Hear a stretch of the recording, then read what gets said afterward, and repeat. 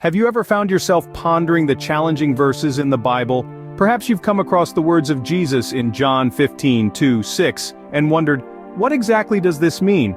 In this passage, Jesus speaks to his followers with a metaphor that intertwines the natural world with spiritual truths.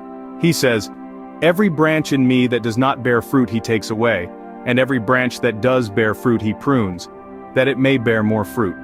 Already you are clean because of the word that I have spoken to you. Abide in me, and I in you. As the branch cannot bear fruit by itself, unless it abides in the vine, neither can you, unless you abide in me.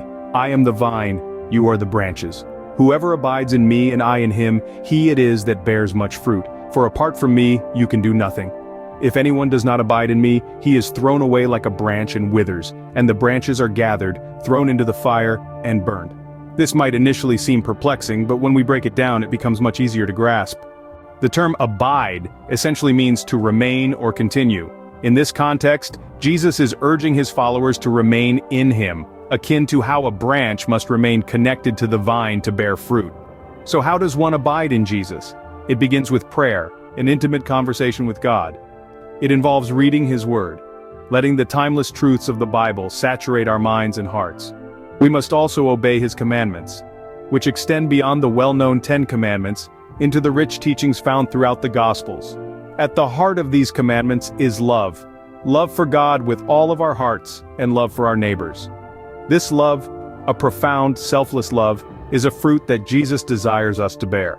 The process of pruning mentioned in the passage might seem harsh, but it serves a purpose.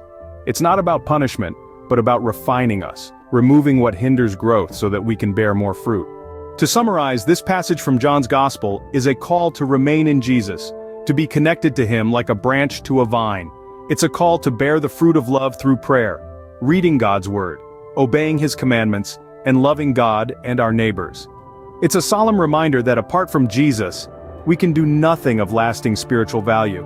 It's also a prayer, a hope, that God will prune us, refine us, so that we may bear more fruit and not be cut off.